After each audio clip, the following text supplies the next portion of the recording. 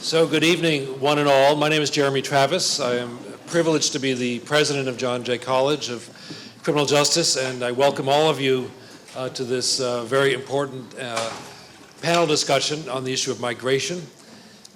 We are delighted and honored to have the opportunity to host this discussion here at John Jay tonight. It really is very much in keeping with our interest in issues that affect the world, particularly from a security and human rights point of view, and there's probably no issue that's as elevated in importance and in complexity as the issue of migration. So the idea that we're having this discussion here at John Jay is really fitting for the mission of our college.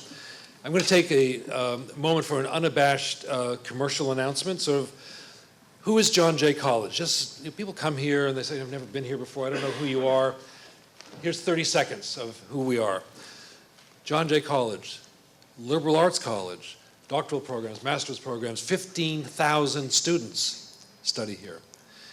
We're part of the City University of New York, which means that we have a special role in our city and in our world in providing educational opportunities for those whose families can't afford to send them to Harvard and Yale and Wesleyan, but we're every bit as good as Harvard, Yale, and Wesleyan. A little pride there. And we have a special place in the world is that we educate for justice. So our theme is that we educate for justice. We call ourselves fierce advocates for justice because we care about the world, we care about making it a better and safer place that respects human rights and human dignity and the rule of law. And on top of all that, our students, who you probably saw today, represent the diversity of New York City in terms of their place of birth, their race, and their ethnicity. 3/4 of them students of color, 60% women, 1/4 of them born in another country but grew up in New York. So we have a special place, we like to think, in thinking about the future of our city and our country and our world, and we take that very seriously, and we have lots of fun here. So where are we right now? We're at the Moot Court. So the Moot Court is part of our new building. Spectacular space. We're looking, if I'm looking, you're not, looking east. And if you came across the space with us from my office, you walked across the Jaywalk. So it's called the Jaywalk. So if you get the pun and the English nuance here, we asked our students to name that space. We gave them many options. They could call it a plaza, they could call it a commons, they could call it a quad, or they could give it a new name that they wanted to give it. And we had a vote for 3 days. And the students gave it the name on the first day of the Jaywalk. And that name won the most votes. So that's the Jaywalk. This is John Jay. This is the Moot Court. So I welcome you. Enough of the commercial announcement, just so you know who we are. So the very good fortune that we have tonight is to also celebrate our long-standing partnership with CAMEA, which is the sort of think tank of the Ministry for Citizen Protection and Human Dignity in Greece. And CAMEA has, over the years that we've been watching them and working with them, established itself as a real powerhouse in Greece and in the region and indeed in the European Union for doing careful work, careful thinking, careful scholarship on issues of security and human rights. And we're privileged to call them our partner. Tonight's discussion is part of a longer series of discussions that we've had here at John Jay over issues facing the Balkan region. And this is a good opportunity for me to thank our colleagues from the Stavros Niachos Foundation who have made this work possible. They've allowed us to bring experts from the Balkan region and from Italy and from Spain to John Jay to talk about critical issues facing the region, proving again the old adage, if you bring people outside of their comfort zone and outside of the place where they're always about to go back to work and bring them to a new place, in a neutral place, the mind expands. And you can think thoughts that you might not have thought otherwise. We're delighted that the Niachos Foundation representatives are here, and I recognize Vasilis Tsamis and Andreopoulos for their support, and we say thank you to all of their colleagues in Athens as well, who are also good friends. And we want to acknowledge and celebrate another partnership that's evolving with the Office of the Consul General here in New York, the Consul General representing Greece, and represent Georgios Illiopoulous Illiopoulous. There we go. That's better that time. Illiopoulous, right? Someone said yes. Thank you for that. I'm working on it. Who is now a frequent guest here at John Jay. And of course, our friends from CAMEA, who you'll hear from in a second, who are our long-term partners. So in the life that I lead, I unfortunately can't stay here because I have one other obligation tonight that I have to attend to. So I'm going to unfortunately leave and not be able to participate and learn from your panel discussion. But let me first just introduce our Consul General, who will say a few words of welcome. I am polite enough to be here as long as the Consul General is speaking, and then I'll have to leave. And then you'll introduce the panel and invite them up. Is that the way we're doing this? I'll introduce people. You're introducing... And who does he introduce? And then someone else introduces someone else, right? But we'll figure this out, right? So please join me in welcoming to the podium Georgios Illiopoulous, the Consul General of Greece.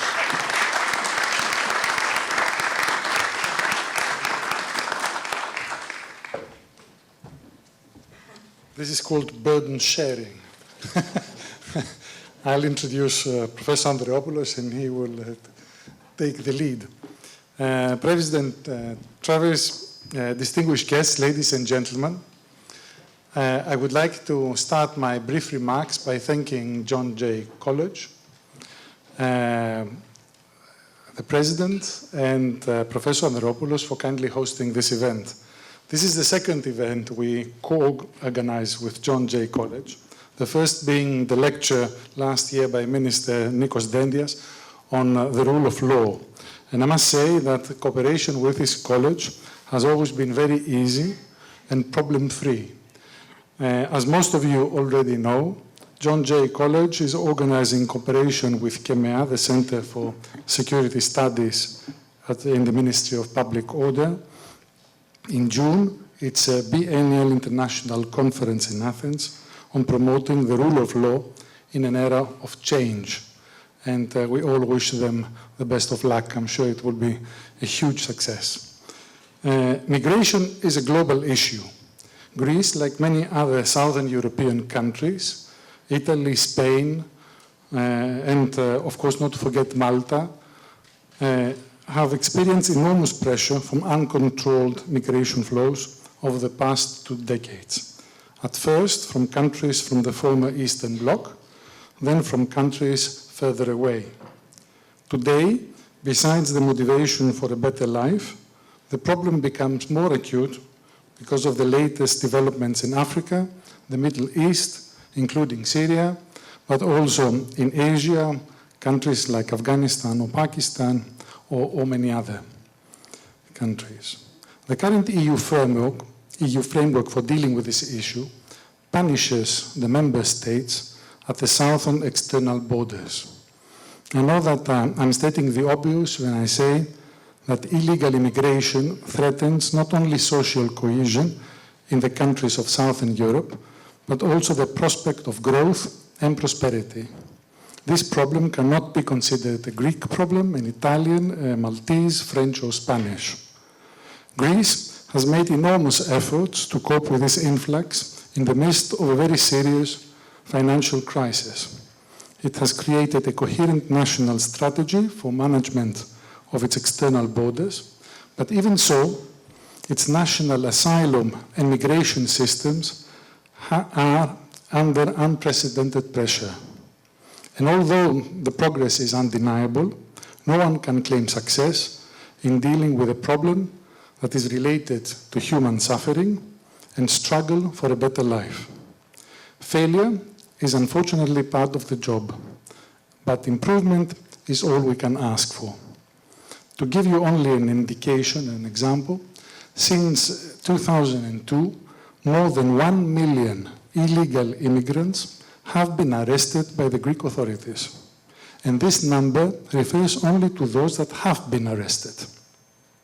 Unfortunately, even within the European Union, there are countries, not only in the north, that because of their geographic location alone, feel immune to this very European problem.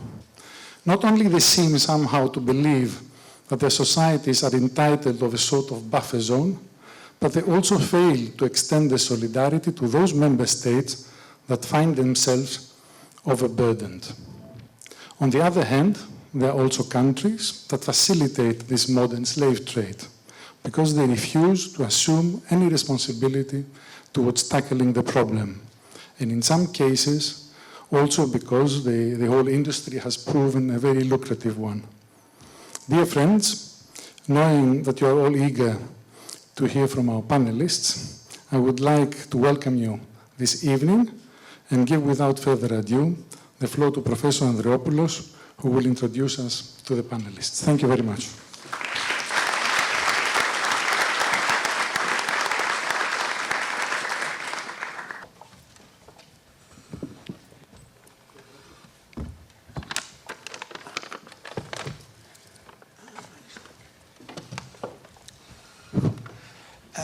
Good evening. I would like to welcome you all to this high-level panel discussion on a very critical issue area of migration.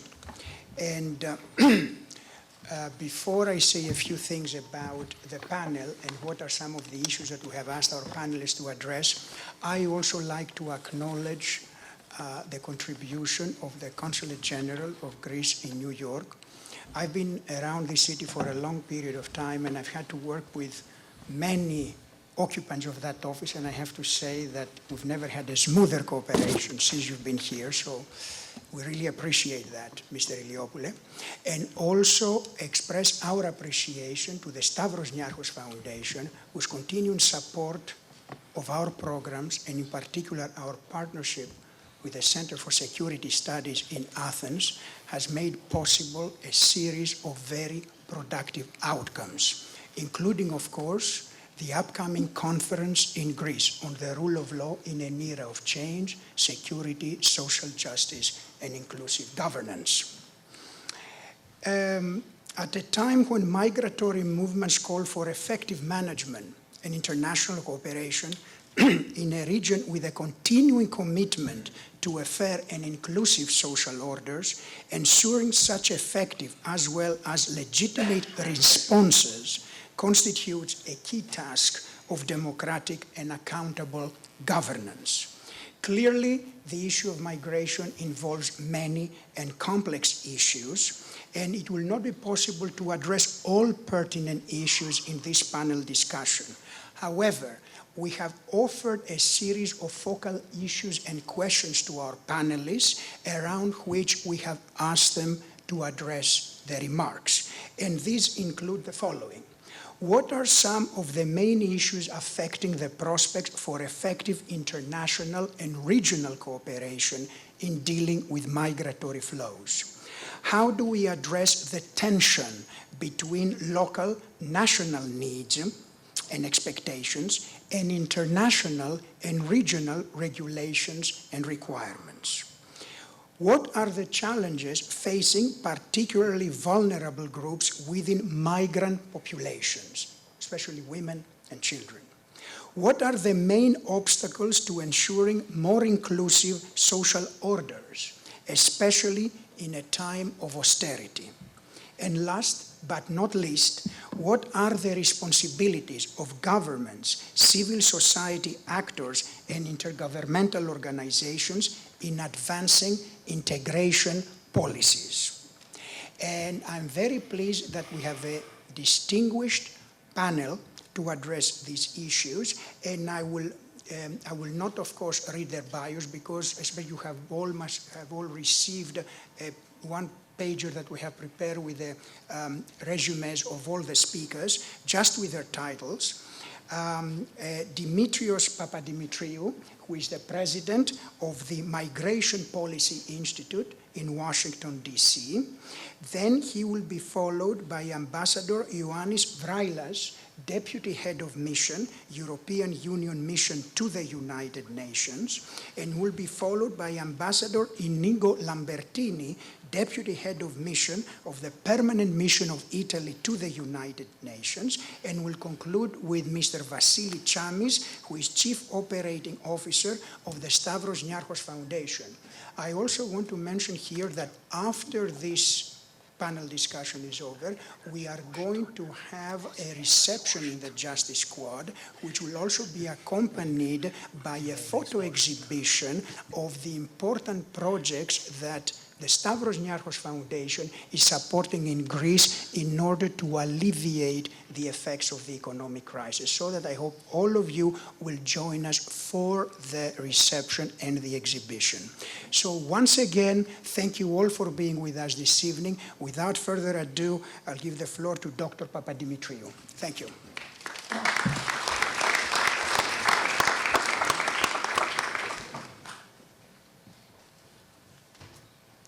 Good evening, everyone. I'd like to thank the organizers. I will start with Mr. Illiopoulous, who talked me into coming to this event. And I'm glad that I was able to make it. It's a pleasure to be here. Needless to say, you will find my remarks a little different than the remarks of my colleagues, and you'll also find them a bit provocative. But before I start talking, I wanted to thank Mr. Michalis. I don't know you, but you know, at the President's office, I felt a sense of solidarity. You were the only person who did not have a tie. And feel free to take your jacket off, and then we're going to be in complete solidarity. Thankfully, several of you younger people don't have jackets on. I appreciate that. I think the organizers did a very good job in terms of the questions that they formed, which really go to the heart of the matter. If I were to sort of translate what it is that they have suggested, is that if we're going to make a difference, if we're going to have a different set of outcomes gradually over time with regard to illegal immigration, we're going to have to engage all possible levels of governance. In Eurospeak, and believe me, there is such thing as a Eurospeak, this is a multi-level governance kind of an issue. Indeed, at the international level, there are conversations. I said conversations, I didn't say outcomes, that talk about these issues all the time. As we speak, this week in Stockholm, something called the Global Forum on Migration and Development is meeting for the 7th time in 7 years, and there are going to be about 150 countries and about 600 people who will be sitting around talking about these very issues. Some of these people in subgroups are going to be talking about migration and development. Some will be talking about managing migration to greater advantage for all who engage the process. Some of them will talk about the relationship between migration and development and how to have better development outcomes from international migration. What they will not be able to talk about is how do we manage migration better at the international level, because despite all these conversations, migration is still at best a sub-regional issue. In the case of the EU, of course, a regional issue. And in most instances, it is a bilateral issue in a small way and a unilateral sovereignty issue in over 90-95% of the times when it comes to major, or for that matter, mid-sized receiving societies. So effectively managing migration includes everything, from the conversations at the global level to passing and implementing immigration laws. And just in case you're thinking that anybody does the job that they're supposed to do particularly well, let me assure you that nobody does their job particularly well. So don't have great expectations anytime that you go into meetings like this if you would like to hear as to who is doing it better than anybody else. Another of the questions suggests that perhaps a regional approach, a la the EU, might be a better way to go about that system, managing this system. But people tend to forget, and first and foremost our European friends tend to forget, is the uniqueness of the European Union. How many times have you or I or others heard about, somehow in North America coming up with an EU system, forgetting the reasons for which the EU organized itself the way that it did about 60 plus years ago, 1951, the history that led to it, the evolution of the sets of institutions that it has created, and the uniqueness of how each member state relates to Brussels and vice versa. So the European Union is an interesting thing to be studying with regard to managing migration, but it is not a solution that is likely to be in any way adapted in other parts of the world, because in comparative thinking and public policy, context is king. I didn't say that context matters. I say that context is king. So today, we're going to talk a little bit about what is going on in that part of the world, just like the Consul General said. The southern parts of Europe have come under, let's say, organized pressure. If you ask an average person in the street, in many places around Europe, what you're likely to hear is the kinds of things that you're also likely to hear in this country.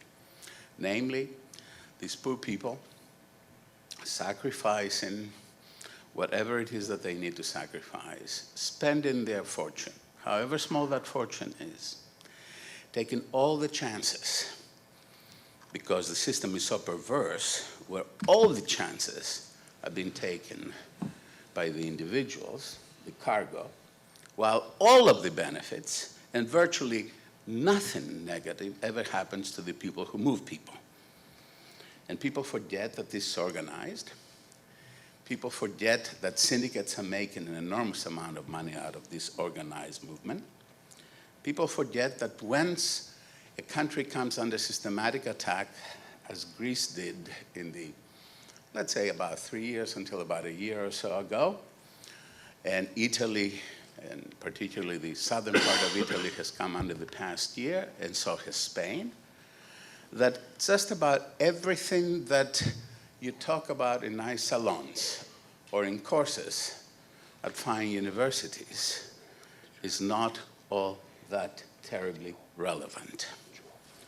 Because when you come under attack, you basically have your public clamoring for taking measures that in more regular circumstances you wouldn't be taking. The challenges that many of these countries face when they do come under systematic pressure by smugglers and their cargo are essentially what you would imagine. More controls, spending much more money to try to manage the flow after people have come in, and simultaneously coming under attack, and here the proper word is hypocrisy, coming under attack by their brethren in other parts of the EU, both for not protecting the EU's borders and for not treating the people who make it in well enough. And I assure you, I may be Greek in name. I've written, a ridiculous number of books, articles, et cetera, and I don't think that I've ever written a thing on Greece. So this is not about trying to defend the Greek presidency or Greece itself. It's about trying to understand the predicament that governments are under when they come under systematic pressure. The same predicament, as a matter of fact, that Eastern European countries were under about 20 years ago, 22 years ago, when Germany used to be a main route into the rest of Europe. But Germany is a big country. It is a very well-organized country. It has robust institutions. It has an enormous amount of human capital, and it can spend a very large number of funds in order to resolve issues. And let me tell you how Germany did it 22 years ago. After a 3-year period, 4-year period, in which asylum seekers doubled every year, the same way that happens in so many different countries, 89, 90, 91, 92, from 50 to 102, 102 to 250, from 250 to 450. Germany changed its constitution to make certain that people would not think that they can get by simply by making it into Germany. In addition, Germany was the protagonist in creating something that is called the Dublin Convention. It is now in its 4th iteration, that basically forces the countries from within the European Union that are the entry points into the European Union, through which asylum seekers go and find themselves in the country of their preference, because it's not just that the flows are organized, they're also organized in order to get to a place that the asylum seeker wants. You know, last time I looked at asylum, and people who are fleeing for their lives, they didn't choose where they wanted to go because, presumably, the only thing that they wanted was to be saved. So Germany was able to create a set of systems that gradually reduced dramatically the number of asylum seekers that it got. And 20 years later, with a whole bunch of buffer states, which are the accession 8, in other words, the member states that joined the European Union in 2004 and the 2 states that joined the European Union in 2007, and with special agreements with countries that are outside of the European Union. But at the borders of the European Union, Northern Europe is safe, but not, because, and here is one of the things that we need to be particularly careful about. Despite the fact that Southern Europe still takes very large numbers of unauthorized immigrants masquerading as refugees, and I'll explain that sentence, the Central European countries, including Germany and France and others, actually also have more than their share of refugees. These are people who come in through airports, present themselves, and ask for asylum. And those numbers are also very large. So the picture is a bit more muddied than you would think. So what do we do about all this? I think just like, the invitation says, or the topics that Professor Andreopoulos put on the table say, you have to have greater regional cooperation. But what's the region? Who do you cooperate with? And what are the terms of this cooperation in any set of negotiations? For negotiations to be successful, one of the parties has to give something that's of value to him or her in order to get in return something that's of greater value. What does the EU give to the region when it negotiates with them on these issues? Next to nothing.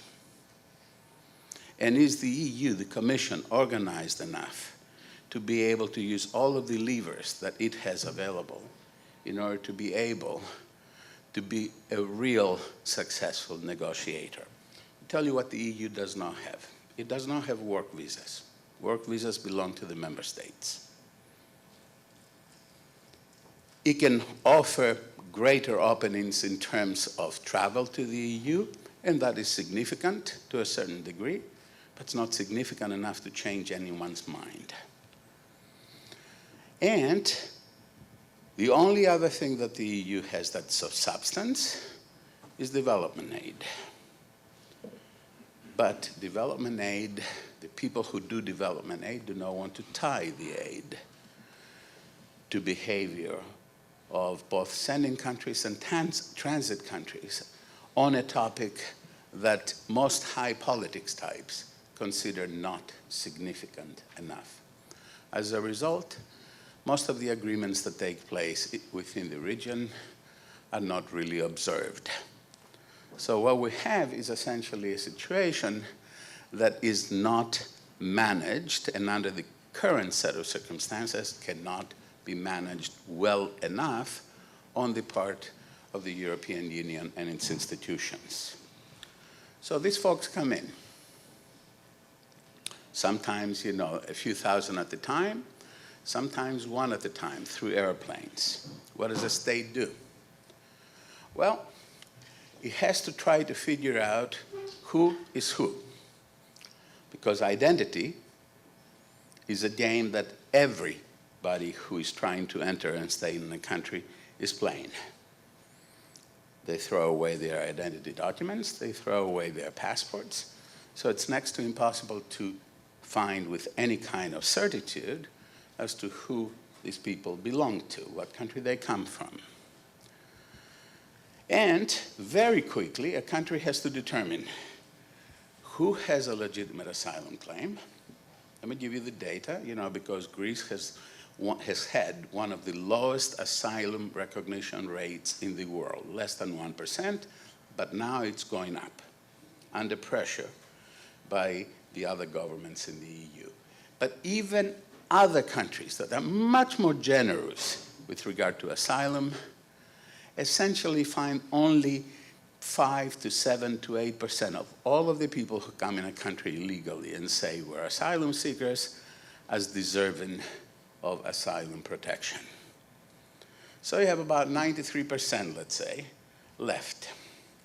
From this 93%, countries in the European Union and the United States, because we're all progressive countries, trying to play not only with the rule of law, but also trying to give the benefit of the doubt to some of the people who come as part of these flows.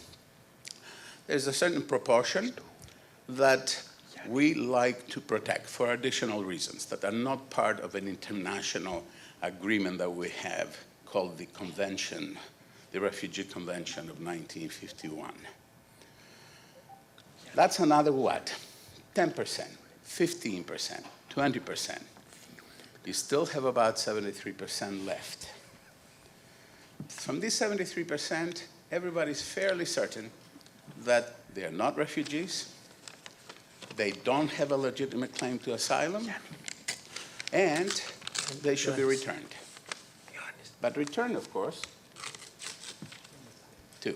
return, of course, takes time, is very expensive, and the biggest problem, how can you return people to countries when the ambassadors of these countries say to you, she's not mine, can you prove to me? Can you prove to me that she is this or he is that? So from this remaining 70%, another 20, 30, 40% you cannot send back. And the 30% that's the remainder, you send back, but it costs an awful lot of money, and it takes a long time before you can actually send them back. So the moral of all this, and I'll stop here, is the system that, in a sense, exists de facto in Europe, and perhaps a system toward which we are moving in the United States, is as follows. Don't you dare come in. If you come in, if you try to come in, we'll stop you. On the way to trying to come in, your kids and yourself may be raped, will certainly be abused. Whatever money you have, we'll take it from you. After you make it in, you will be our indentured servants in order to pay off the rest of your debt. And in the last step, whether it's the southern border of the United States or the Mediterranean, a whole bunch of you will die. That, ladies and gentlemen, is the perfect definition of what it means to have a system that lives in a perverse world. But what is even more perverse than that?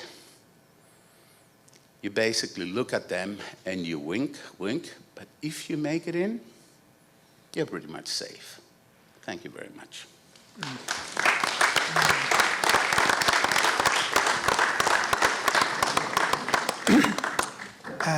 Thank you, Dr. Papademetriou. Ambassador Vrallas.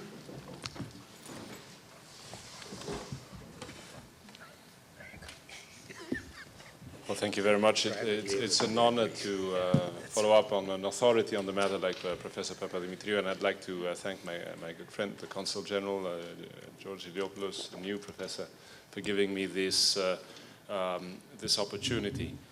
And I'm also sorry that I have jinxed your problem-free cooperation between the two, because one of the panelists who I had introduced could seemingly lost his way. So sorry about that.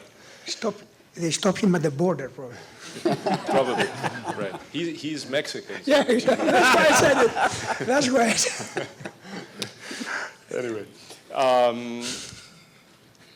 I didn't find the remarks by Professor Papademetriou very provocative until the end. I hope you didn't mean that it is the official EU policy to sort of treat the people that way.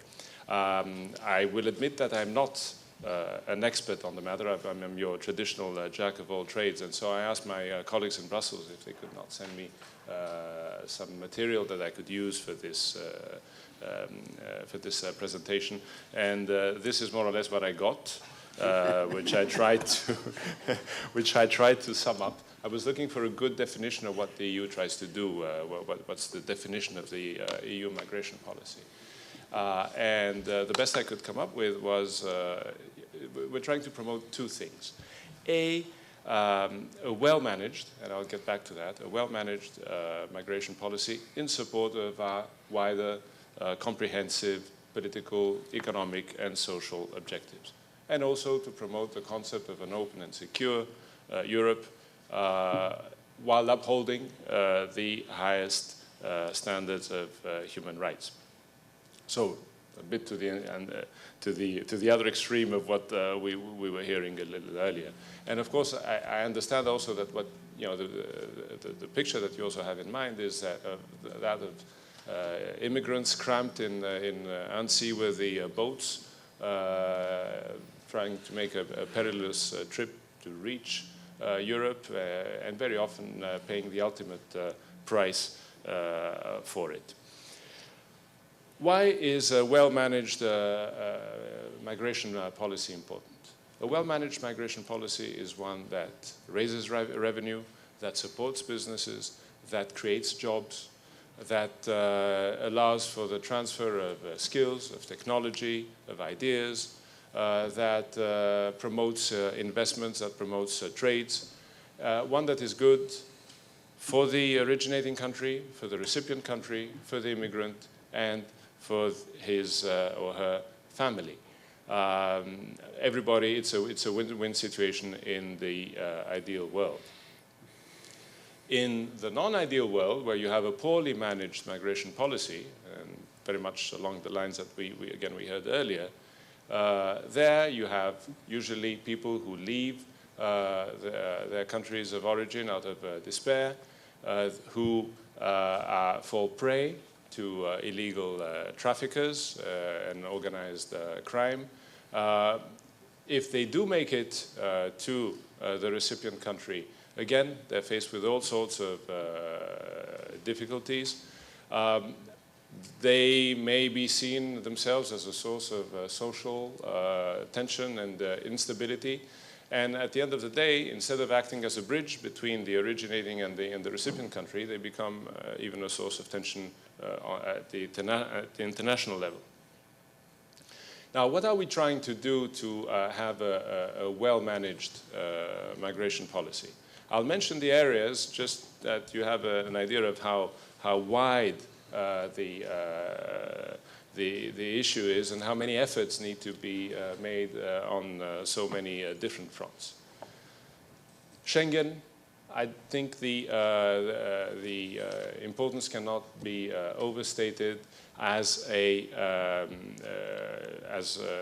space which allows both for mobility in between its members and for developing the concept of external border.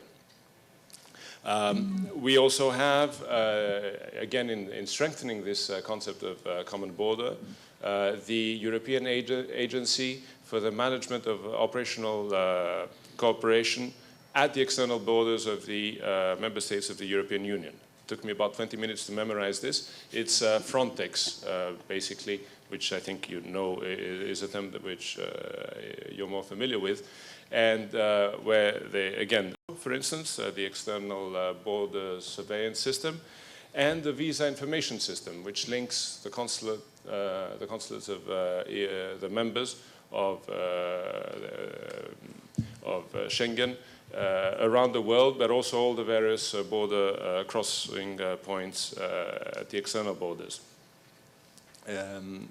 You need to have a common European asylum system, and Dublin, of course, is part of it, with its faults and weaknesses, which were rightly mentioned. In managing the regular migration, there's directives which deal with the EU blue card, that's for highly qualified workers. There's the single permit directive. There's the long-term residence directive, which allows for people who have been staying in EU countries to then be able to stay a little without more difficulties. Now, during the Greek presidency, there has also been some good progress on seasonal workers and on what is referred to as intra-corporal transfers, meaning that companies who have offices around the world and want to send some of their people in a European country can do so. In tackling irregular migration, you have the EU anti-trafficking coordinator of the Commission, and there's of course the issue of returns. There's a return directive which sets the standards and the procedures for the members on how to deal with this. There's an important financing aspect. There's the European External Borders Fund, which helps countries deal with the various aspects. And there's also a return fund. And then there's the relations with the outside world. The European Union participates in all the various discussions on the international level. I agree that they do not produce much, but we are a main actor. We promote a dialogue with third countries. The global approach to migration is seen as a complementary tool to the common foreign and security policy and to our development cooperation policy. And it's something that we promote in our relations with third countries all the time. We invest a lot in trying to strengthen political and economic stability in those countries, including in our immediate neighborhood, both southern and eastern. And indirectly, I would argue, in response to what the professor said, that all our efforts that we do on the humanitarian front, we're the largest humanitarian donor. We are the largest provider of development assistance. We always advocate democratization and respect of human rights in the third countries, and also our crisis management operations and missions. All that helps, in a way, a well-managed migration in the sense that the less instability you have around the world, the less people will want to leave under the conditions that we know. Of course, all this is in the ideal world. What are the challenges? One main challenge is, as I said, is in everything that I pointed out. There's so many areas, there's so many fronts that you need to focus on that if one were in charge of the issue, he or she wouldn't really know where to begin. There's an institutional problem. You all know that the members of Schengen are not all members of the European Union, and vice versa, not all EU member states are members of Schengen. So that creates sometimes practical difficulties. For instance, these days I was reading that the United Kingdom, which is not a member of Schengen, would like to participate fully in Frontex, but the European Court has said that no, you can't, since you basically cannot have your cake and eat it, is the message. And there's of course a dichotomy between, on the one hand, the need to promote effectiveness and efficiency, avoid duplication in today's world and with more limited resources, and on the other hand, countries feel still that these issues of visas, external borders, are very much linked to their sovereignty, and so that's another area of difficulty. But the main problem is the numbers. The numbers have reached such a magnitude that it's extremely difficult now to deal with the issue in a proper manner. For instance, we had 175 million immigrants around the world in 2001. We're now at 232 million. The figures are of 2012. When it comes to requests for asylum, they fluctuate a little. We were at 435,000 in 2000. We went down to 200,000 in 2006. Last year, we were at 336,000. This year, we will be reaching record levels. And every year, about 500,000 illegal immigrants are apprehended in the European countries. So that, by itself, creates a major difficulty. Second problem is those numbers will not go down anytime soon. We live in a globalized, interconnected world. A lot of people would like to come to Europe, in any case, aiming for a better life. But you've got crises and conflicts, as George said, in Syria, in Afghanistan, in Pakistan. You've got humanitarian catastrophes. A couple of years ago, in the Horn of Africa, there was a famine. You also have environmental degradation in the Sahel region.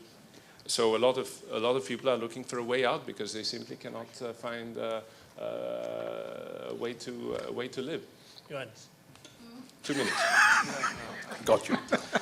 I was told to do that. Absolutely. No, it's revenge. Tips for that. 3, the numbers are not evenly distributed among the member states, and that creates the problems of solidarity that both George and Professor Papademetrious mentioned, and which I'm sure my Italian colleague will refer to as well. And finally, other numbers that went up were that of the deficit and of unemployment in many European countries.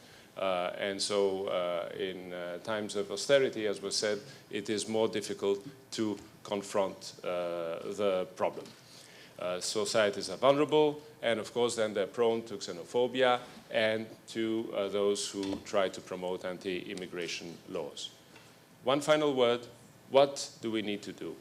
We need to continue our efforts. You can never be satisfied with a situation that we all know. And I think we all have a duty as governments, civil society, academia, journalists, to try and fend off some of the stereotypes that surround immigration. Immigrants cannot be always a scapegoat for everything. They cannot serve our purpose when the going is good and they can do, they provide cheap labor for the kind of jobs that we don't want to do, and they're suddenly the source of all evil when the going gets a little tougher. Thank you. Okay, thank you.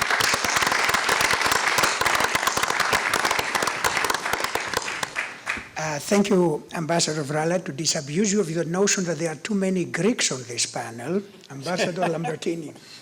Okay.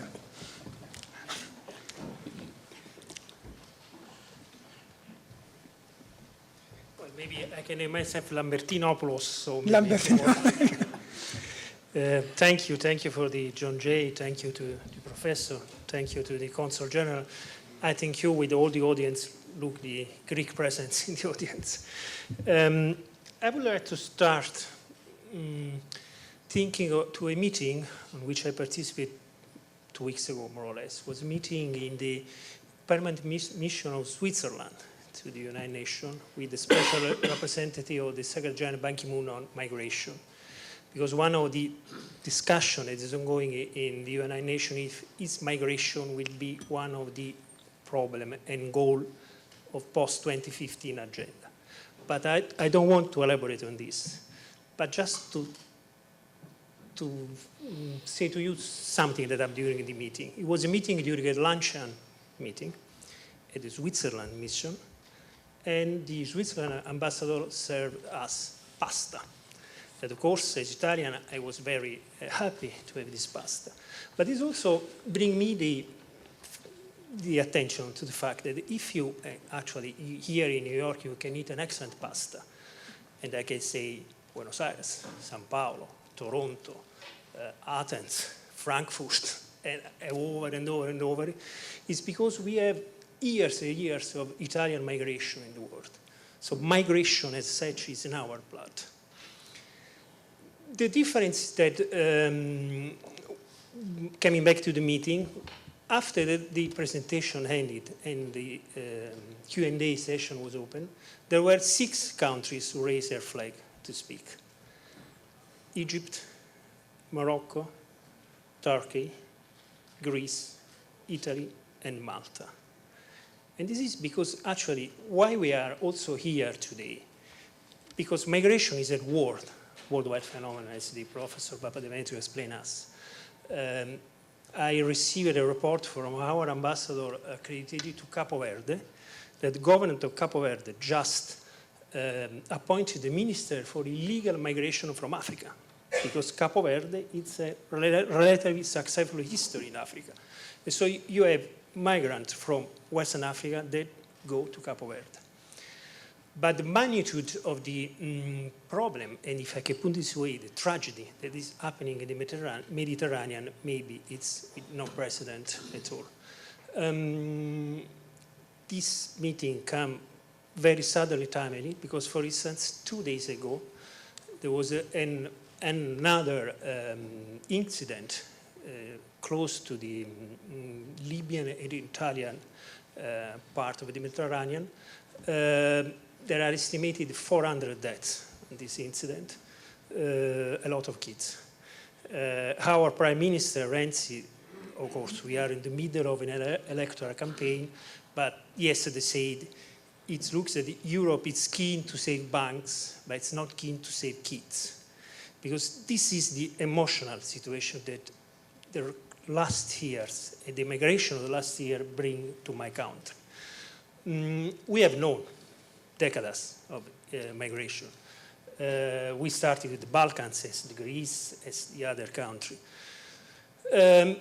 But it was a different type of migration. It was basically a migration of people that decided to went to Italy or Greece or other countries to stay in that country. The great majority of them stayed, and most of them have successful history. Some of them is criminal histories, but at least it was a more normal or more usual migration, as we as Italians, we knew in the past. The current situation is different in the Mediterranean. First, because the people who arrived in Italy, in Greece, Malta, Spain, in the great majority, they do not want to stay in our countries, but they want to move northern. And this brings the European dimension of the problem. Second, the great majority of them arrived in our countries throughout criminal organization.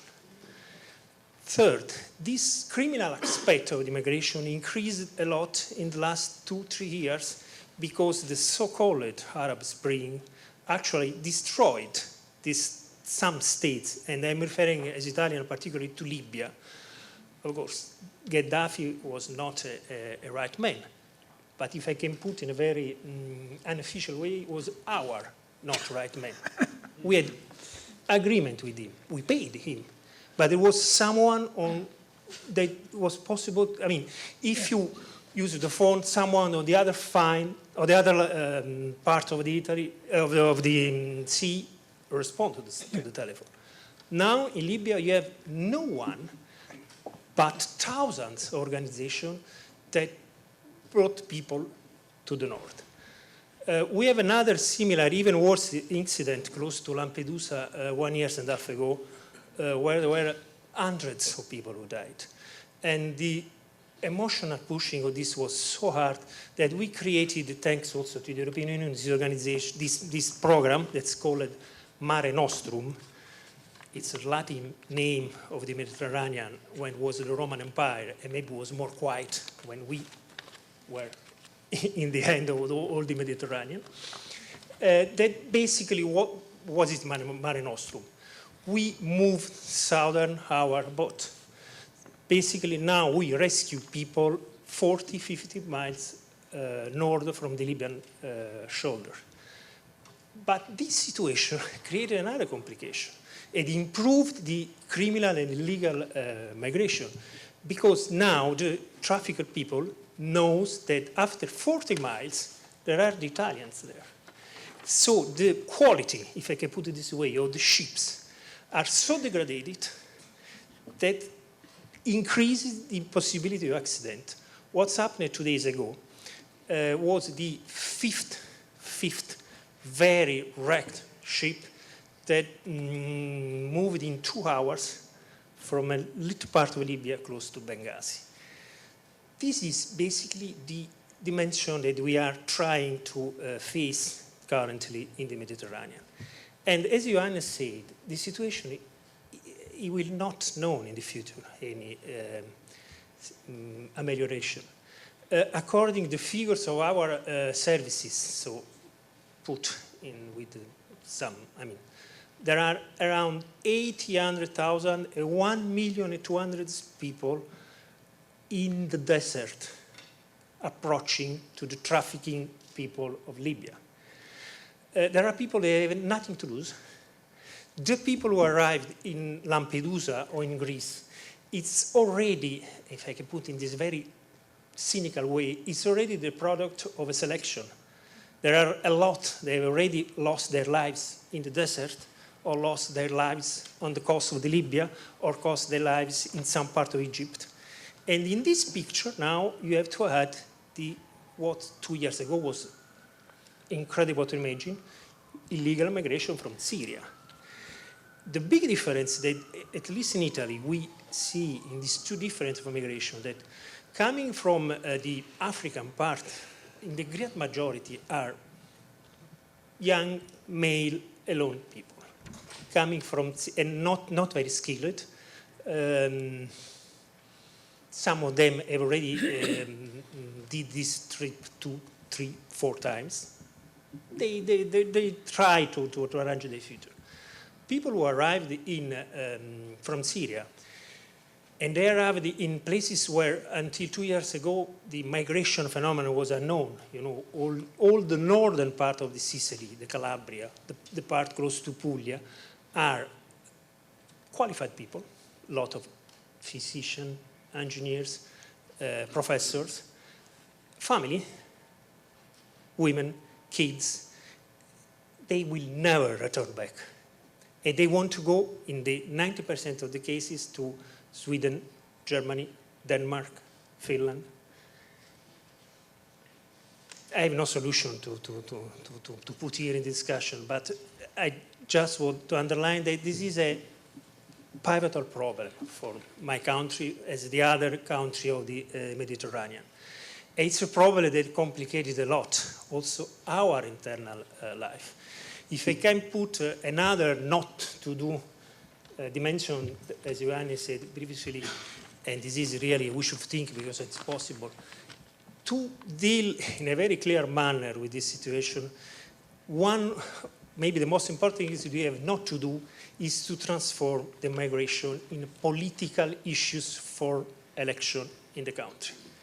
This is what we did in 4 years. The party of the Lega Nord basically exploit the fear of the Italian of losing something. But we are not alone doing this in the world, not only in Europe.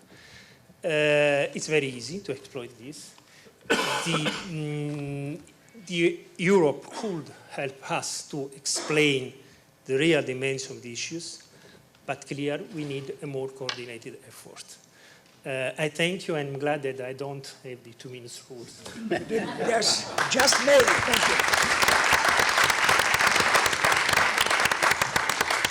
Thank you, Ambassador Lambertini. Mr. Tsamis.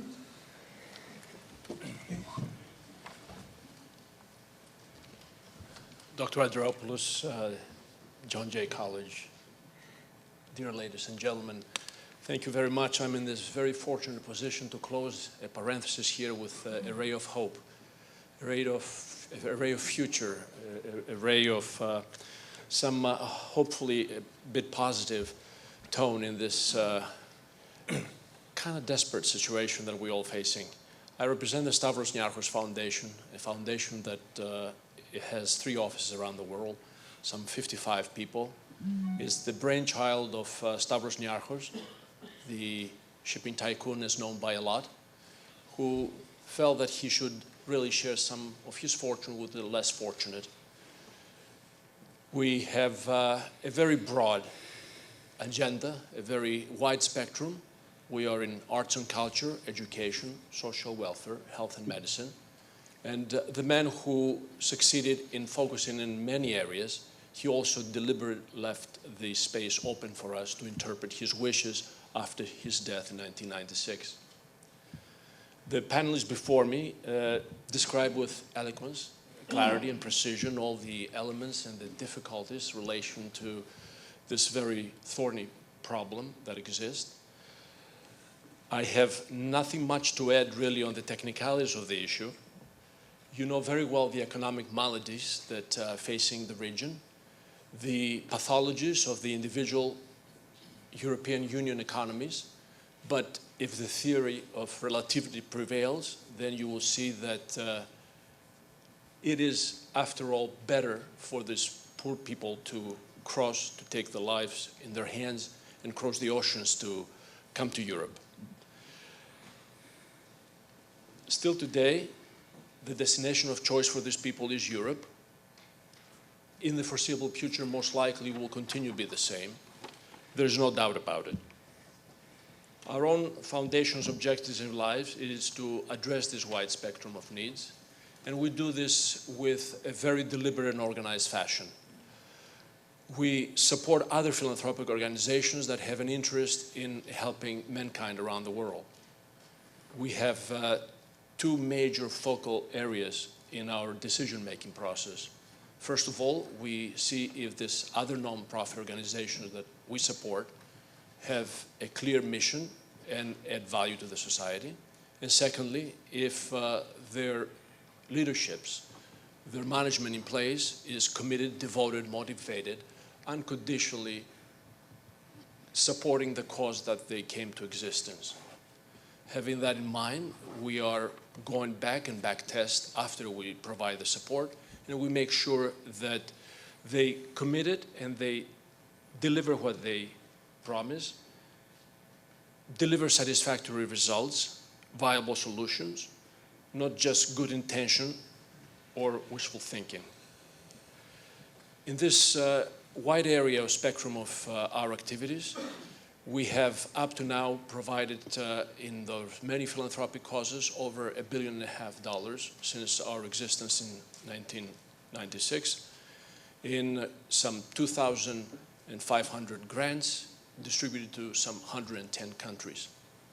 In the particular area of migration, we supported in Greece 5 quick examples that I will give you. The Greek Consul for Refugees, which is a 25-year-old organization aiming to improve access to free legal aid and social counseling for asylum seekers arriving in Greece. This program involves the provision of legal aid, social counseling at reception and detention centers outside Athens, and especially at entry and exit points, placing emphasis on the difficult area of Evros River on the border of Turkey. This is the largest non-governmental organization in Greece, exclusively dedicated to addressing refugee issues. We support an organization named Praxis. This is a non-for-profit which offers a wide range of general, dental, gynecological health services for immigrants and underserved populations, as well as medications on both Athens and Thessaloniki, the 2 biggest cities in Greece. The organization continues the work of the Greek arm of Médecins Sans Frontières, which has been continue supporting in many other aspects the global community. This program also includes street work for immediate medical support and advice to these sensitive communities, including the well-known Roma populations in Greece. We also assisted the Doctors Without Borders programs. Here we aim to provide much-needed medical and psychological support to migrants and the 4 main detention centers of Greece, including the exit points of Igoumenitsa and Patras. Doctors Without Borders in Greece was founded in 1990, and since then has attracted more than 450 workers, most of them doctors, administrative personnel, and logisticians, providing services to some 40 countries around the world. We also provided financial support to the Greek Forum of Immigrants. This program purpose is the social integration of such second-generation immigrants, focusing in the particularly vulnerable age of 16 to 25 years of age. Furthermore, the program is offering Greek citizenship to second-generation immigrants and the legal support to achieve that. We have extended grants to the Greek Consul for Refugees, which operates a non-stop refugee reception service center where refugees have access to informational material, legal counseling, and other general services. These services focus on simple legal counseling, advise on accommodations, medical care, or other social issues, as well as the prevention of material assistance such as relief packages. Finally, the United Nations High Commissioner for Refugees, it was a recipient of our own support. This organization needs no introduction. We support an educational program to promote tolerance, respect, peace, democratic discourse, and the prevention of racial prejudice. The program is addressed to young generations, educators, parents, as well as general public, and aims to intervene in 3 ways: training teachers and educators, raising student awareness with educational programs, and finally engaging parents' associations as well as surrounding communities. The plan is carried out through the use of specialized workshops and seminars focused not only in Athens and Thessaloniki, the 2 major centers, but also Rethymno and Mytilene, key areas where immigration and racism phenomena are observed. The Office of the United Nations High Commissioner for Refugees has been operating in Greece since March of 1952. These are a few examples of our grants offering direct support to this particularly vulnerable population. I shall conclude my presentation by saying that in all the 2,500 grants that we're extending, we're putting as a catalyst, as a demand, as an objective, as an absolutely essential ingredient that the management of these entities, of these philanthropic organizations, provide each grantee unconditioned support irrespective of the race, age, gender, religion, social status, ethnic origin, or sexual preferences. Close by saying we still have faith in the mankind, we still have faith, and we still hope. Thank you. a brief question so that we can get a chance to have as many people as possible participate in this discussion. Thank you. So, okay. Yes. We have a Thank you. mic. Yeah. I think I can be heard. Okay. My name is Andreopoulos, and I came here to the States on a student visa, an immigrant myself. The question is to the whole panel, I don't know if anyone can answer that, but the European Commission, this moment, faces a challenge. And that, as it relates to Greece, these challenges, I believe that and what do you think of the policy design should take into account all the weaknesses that the Greek government is facing today because of the financial crisis, to attend to a problem that has been overwhelming for Greece, and I'm talking about Greece because I can relate to that much more. Italy is the same, Spain, Portugal. And these policy designs should take that particular challenge into account, because the social ramifications on a social policy for that particular country are immense. And I want to ask the panel whether or not the European Commission is taking these policies into account. Thank you.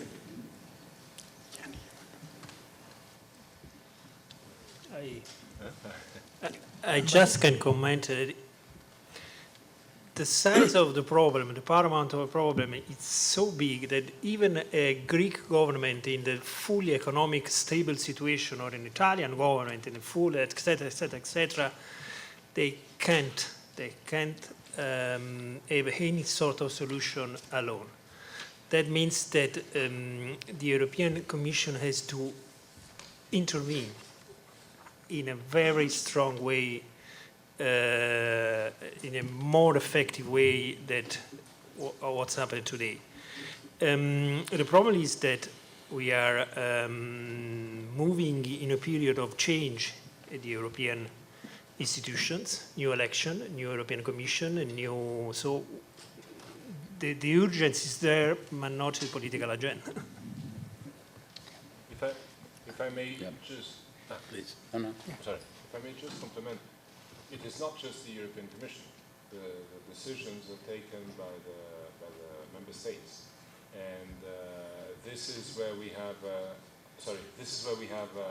The difficulty, because as was said, there's divergence of interest, which is a fake one.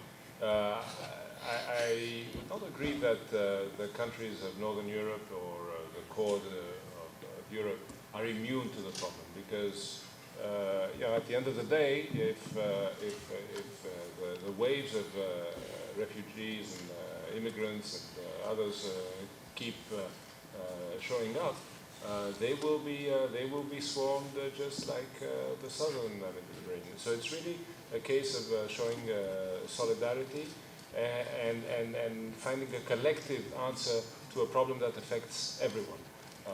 And it's also fair to say that the countries of Southern Europe are not asking for handouts, just give us money. They are asking for a comprehensive policy that will take care, to the extent possible, again taking into account the magnitude of the problem, of the various issues. I am trying to actually, when I heard you talking, I said, we need to be a little more positive. He's right. Mm-hmm. But Mr. Andreopoulos asked a question that you cannot spin in a positive direction, however hard you try.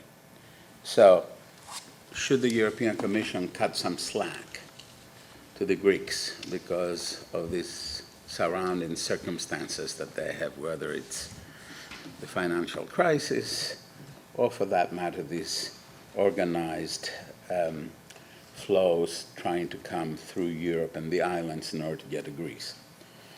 And here, what you have is clashes of priorities and principles. The European Union is also a space where the rule of law has to be observed. And it's not just European law, but all laws. And unlike us, the Europeans observe the European Convention on Human Rights, which requires member states to behave in a certain way. The behavior, at some time, the behavior of places in the south of Europe with regard to these unregulated flows essentially violate the rule of law. More importantly, however, they violate the sense of values that the European Union stands for. It is extremely important.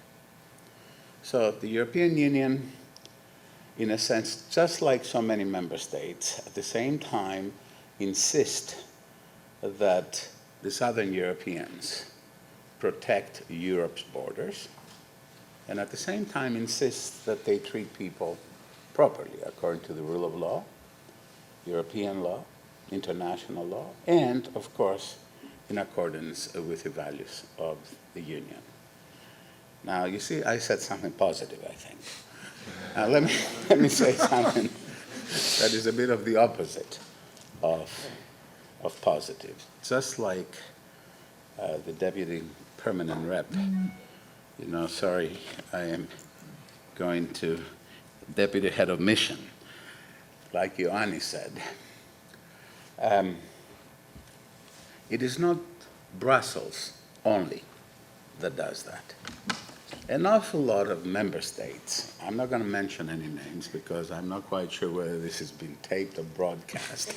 It is. It is both? Yeah. Okay, so, but you would think, the good citizens of Northern Europe, as well as some of the not so good, good member states of Northern Europe, and then some member states in the middle of Europe that are, sort of a little more confused about it, have really pressured the Commission, and sometimes very directly, Greece and other member states, to actually protect the borders better. And there is a European Court of Justice decision of about 2.5 years that has enraged these very good citizens of Europe. Namely, the court ruled that when people who enter Greece or Italy or whatever else, Spain, because Spain now is under the microscope, in addition to Italy, when they enter these places, and according to the rules of the Common European Asylum System and Dublin 14, I'm sure there are no 14, but I just want to exaggerate this, there is the requirement that these countries can send these people back to the country through which they enter the European Union for their asylum claims to be adjudicated there. But the court said, because the conditions in Greece in this particular case were so bad, these places could not send asylum seekers back to Greece, which added to their burden, the burden of the people where the asylum seekers had all along wanted to go. We have to understand that this is, I said perverse, but I think when I heard some of my colleagues, the word almost became obscene rather than perverse. It's systematic. I think it is extremely important for the Niachos folks and other foundations to be supporting organizations that focus on offering services to these folks. But it is also equally important to know that these are not people who, out of some absolutely having no other opportunities or anything like that, decided to take any chances in order to make it to Europe. These are people with means. These are people who really wanted to improve their opportunities for them and their families, which at a theoretical level, it is important. Don't we all want this for our families? But on another level, we shouldn't confuse these people with refugees. We apply this broad term of refugees, which is a highly, highly specialized meaning, under the Convention of 1951 of the UNHCR. So I think that some smart thinking, some hard heads, and some policies that are implemented with thoughtfulness but also strength are needed in order to send a different message to the people who move people and indirectly to the people who want to put themselves in the hands of horrible people in order to get to Europe. This is called signaling. If you don't signal that even if you make it in, we're going to send you back, more people will come. You heard the data. More people will come. Every time that we embrace and we say this is horrible, you can be guaranteed more people will come. I'll give you an example that happens in Europe, although in Europe people haven't really focused on it, but it's happening in the United States and the US is focusing on it. Minors. We call them in the business unaccompanied minors. That means children, under 17 or under, sometimes as young as 6 and 8 and 10 years old, sometimes brothers and sisters, that are put into this particular, sort of vortex by their families, or who lose their families in the process. Let me give you some numbers. The number of unaccompanied minors for this year in the United States will probably exceed 60,000 minors. Would you like to know what it was 3 years ago? About 4,000 minors. So what do you think happened? It is the behavior at the other end that conveys the message that if you do that because we are going to protect minors, all civilized societies will protect minors. They're the ones that we care most about. Then what you have is indeed everybody sending their children either to reunify with their families who may be here or to become, in a sense, the entry point and the anchor around which you can build more of the family migration system. This system is corrupt by any definition of the word corruption. Now, I can be more positive. What can we do about it? Because there are things that can be done. One of the best ways to break two of the most horrible things that are going on in the international movement of people that we have been discussing today, two things. The first one is, as soon as people make it into Europe, you move them into a processing center. This way they don't go where it is that they want to go. At that processing center, their claims are adjudicated by the nicest, best adjudicators from throughout Europe, under the supervision of the UNHCR. But every time that someone comes to Europe is sent to a processing center. What would that do, in addition to signaling? It would break, something that is true only in rhetoric. It's called solidarity, European solidarity. Senior people in the Commission, commissioners and, above, will basically tell you that the last thing that Europe is doing on immigration and refugee and asylum systems is promote or exhibit solidarity. In fact, one of them said to me, just 5 or 6 years, essentially with the Lampedusa incidents in last October, Europe is all about the opposite of solidarity. So, how do you really move forward in a direction of real solidarity? You send everybody to a processing center. If their asylum claim is legitimate, then you distribute them across the EU. That's the only circumstances under which member states of the European Union, from Sweden to Greece, from Germany to Spain, will agree to take even a single asylum seeker. Let me give you a number that should shock you. The whole of the European Union, 500 and whatever million people, the richest area in the world, including countries that are far richer than anything that we recognize here, resettles 3,500 5,000 refugees.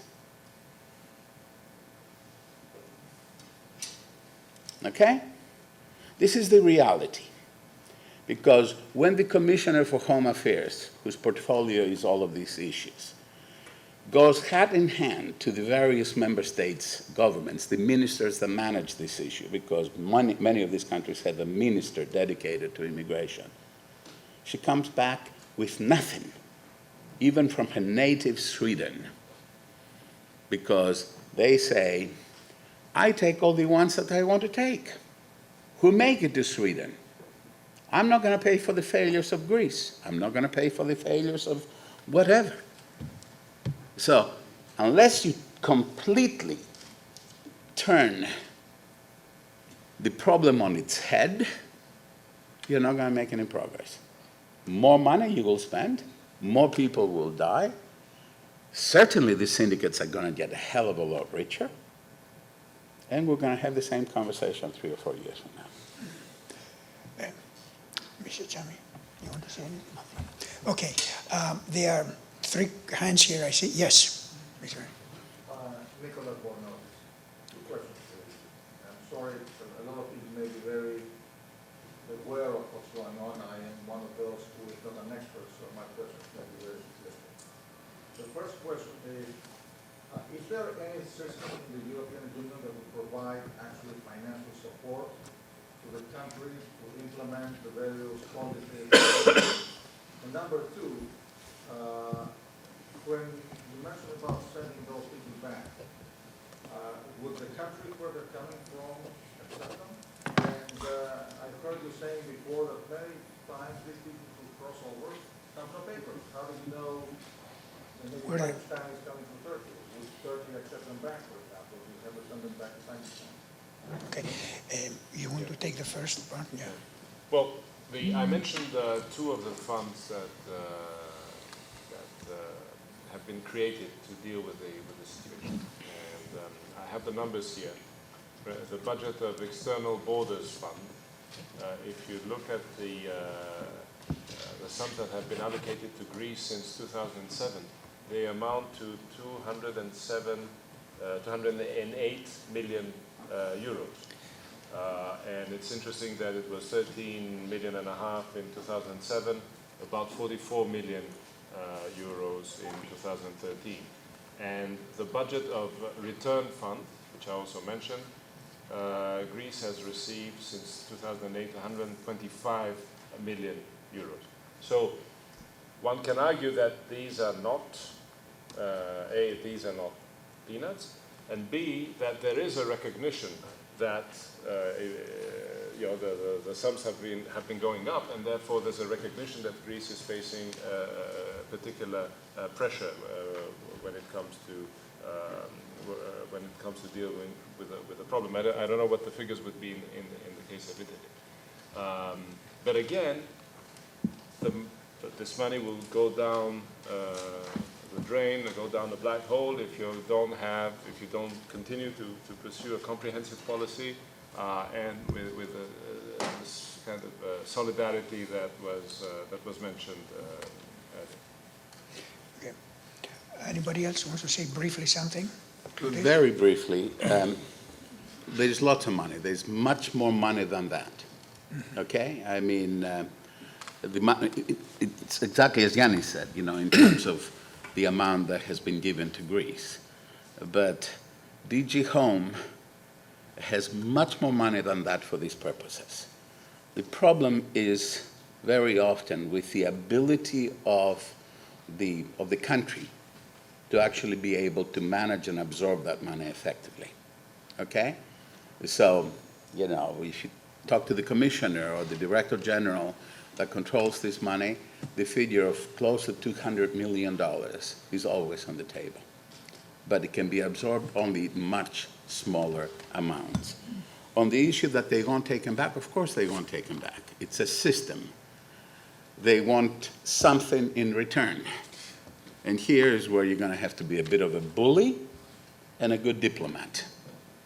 You can't be just a good Samaritan all the time. I'm sorry. Okay, Mr. Ambassador, this must not be Afghans. This must not be, I'm not picking on Afghanistan. Call it whatever, you know. These are not Greeks. Yeah, they speak that, they look that, they have all of the characteristics, they don't speak any of the other languages.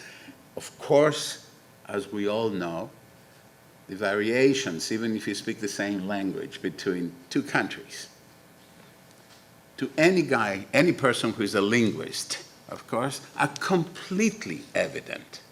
So it's not possible that you can say that somehow, you know, he's not whatever or she's not whatever. It's a game.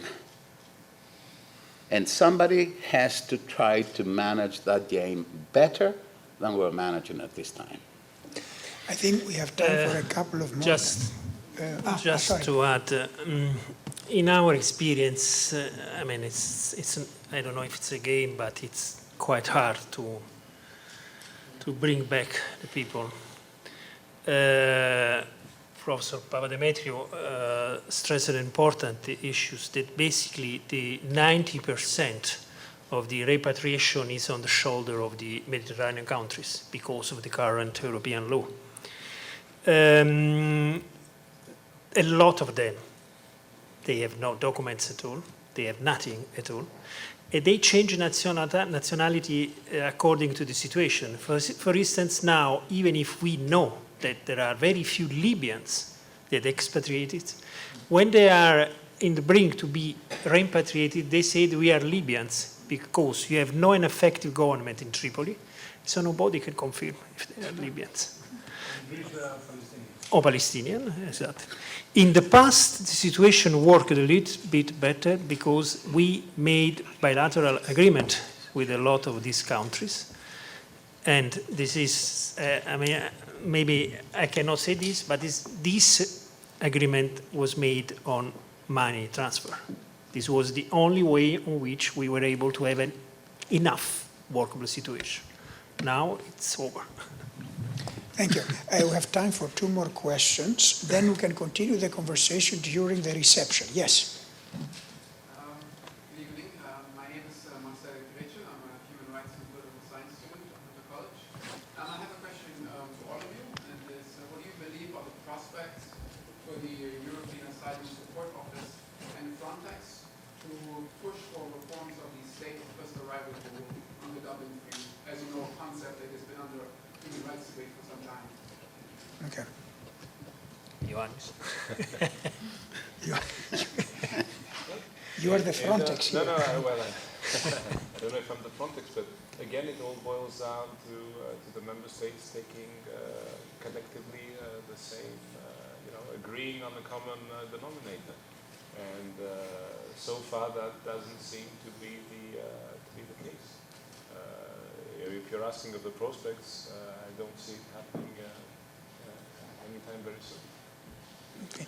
Anybody else? A very quick, EASO, the asylum, the European whatever, EASO in Malta is headed by a particularly able Director General who is thoughtful and he has his heart in the right place. So heart and head are in the right place.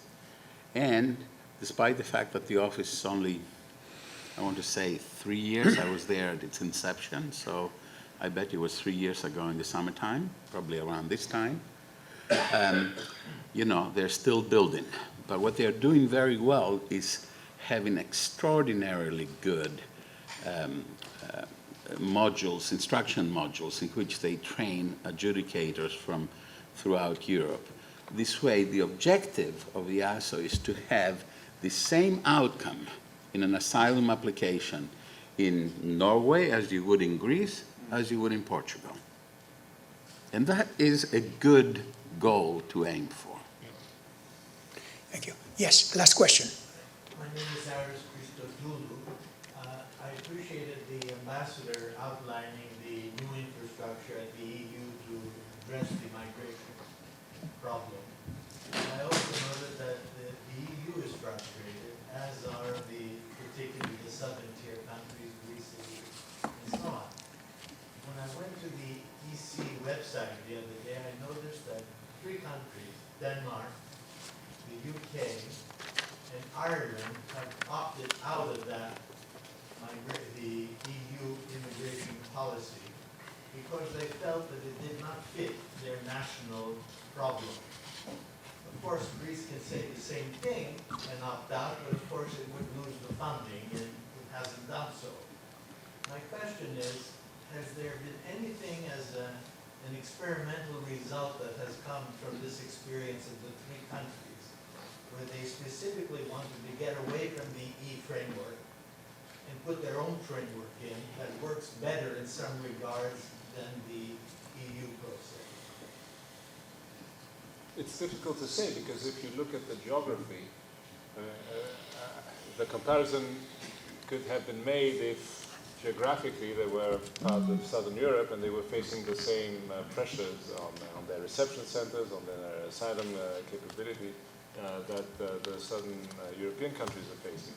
Because of their geography, and especially the United Kingdom and Ireland, I would have wanted to see them in case there was, God forbid, a huge crisis here in the United States, and then you had boats, trying to cross the Atlantic and showing up on their shores. But that is not happening. It's a lot easier for them to control.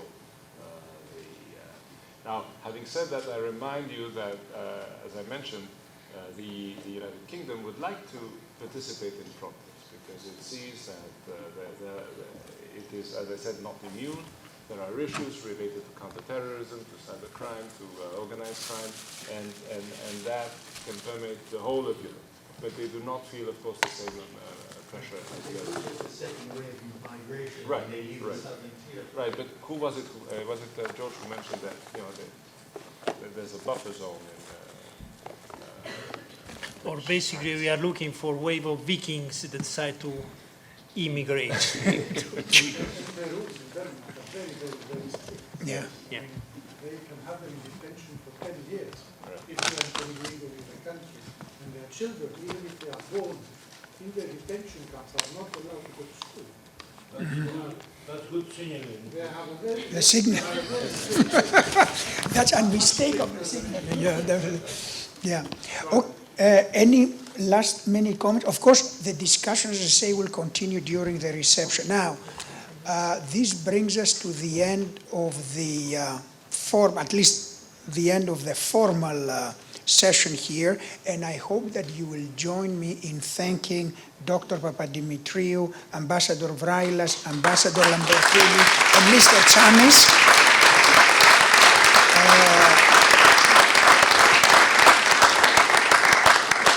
I also, as I said at the beginning,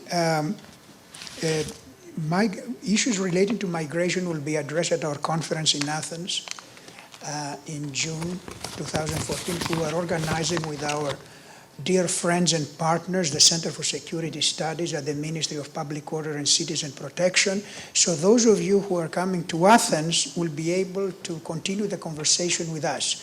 Those of you who will not be able to come to Athens, I strongly suggest that you rethink your travel plans for your summer and that you try to make a stop, and will definitely allow them in.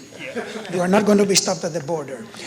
I would like, before we close, to thank, and at the risk of sounding Hillary Clinton-esque here, for an event like this, it takes more than a village to organize the event tonight. So there are many people and entities that I would like to acknowledge in closing, in addition, of course, to the Consulate General, our partners in Greece, Kemea, and the Stavros Niachos Foundation, the Office of the President, and Lisa and her team for all the work. And Lisa, I promise you, at least for a couple of days, we'll not have 10 phone calls a day, back and forth, okay? At least for a couple of days, get a break. Also, Jane Rosengarten and her team at Marketing and Development for all the work, as well as our own staff at the Center for International Human Rights, Aferdita, Catherine, Marina, and Nico.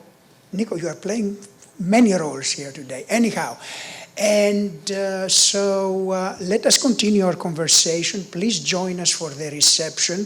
Food for thought will be followed by just food and maybe some discussion. And of course, we'll have also a chance there to see some slides with the wonderful work that the Niachos Foundation is doing in Greece. And I will ask Mr. Tsamis to say a few words there. So please join us for the reception. Thanks again for being with us this evening.